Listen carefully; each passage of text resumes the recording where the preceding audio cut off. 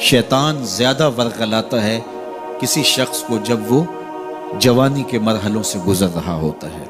تو جس کی جوانی خیریت کے ساتھ گزر گئی اور اس نے اپنی جوانی کے تقدس کو محفوظ رکھ کے منزل تک پہنچا لیا، اپنی عصمت کے جوہر کی حفاظت کی، اپنی آبرو کو لٹنے نہیں دیا، اپنی آنکھوں کی شرم و حیا پر پہرے بٹھائے اور آنکھ کو برباد نہیں ہونے دیا اور اپنی زندگی کے تقدس کا پہرا دیا، تو جو جوان اپنی جوانی کو خیریت کے ساتھ گزار گیا. کسی نے کہا تھا نا، کتاب زیست کا ایک اور باب ختم ہوا، شباب ختم ہوا، ایک عذاب ختم ہوا. تو جوانی جس کی منزل تک پہنچ گئی خیریت کے ساتھ، عافیت کے سائے میں.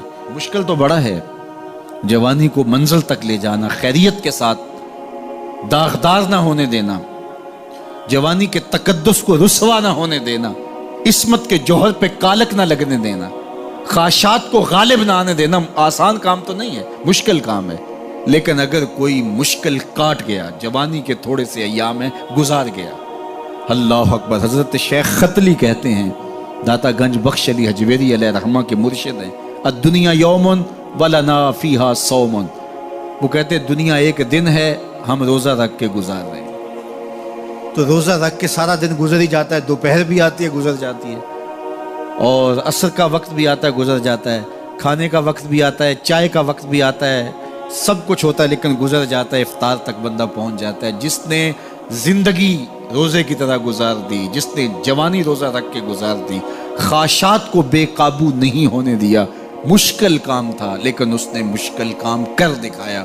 اجر کتنا بڑا ہے، سنیے اللہ کے محبوب کی زبان سے سنیے.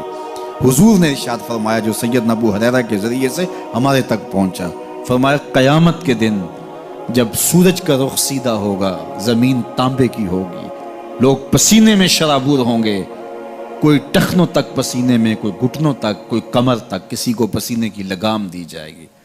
اور وہ پسینہ ایسے نہیں ہوگا جس طرح یہ پسینہ ہے، اتنا گرم ہوگا.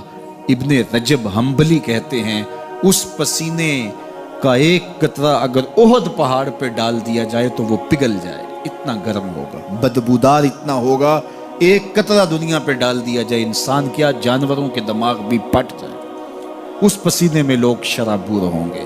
لیکن جس نے اپنی جوانی کو عافیت سے گزارا ہوگا، کل قیامت کے دن جب کوئی سایہ نہیں ہوگا، اللہ اس جوان پر اپنے عرش کا ٹھنڈا سایہ عطا فرمائے. وہ شخص جس کو کسی عورت نے دعوت گناہ دی اور وہ صاحب منصب تھی، صاحب جمال تھی، اور اس نے یہ کہہ کہ یہ خواہش، یہ آرزو مسترد کر دی، انی خاف اللہ. اسی طرح کوئی عورت ہے تو اس نے اپنے تقدس کی حفاظت کی، اپنی آبرو پہ پہرا دیا اور کسی پیشکش کو ٹھکرا دیا، تو فرمایا قیامت کے دن جب کوئی سایہ نہیں ہوگا، اللہ اسے بھی اپنے عرش کا ٹھنڈا سایہ دے گا. کیسا سخت دن ہوگا، اور وہ کس اعزاز میں ہوگا، کس تکریم میں ہوگا. یہ تو 4 دن 10-20 سال ہیں، اور وہ 50,000 سال کا ایک دن.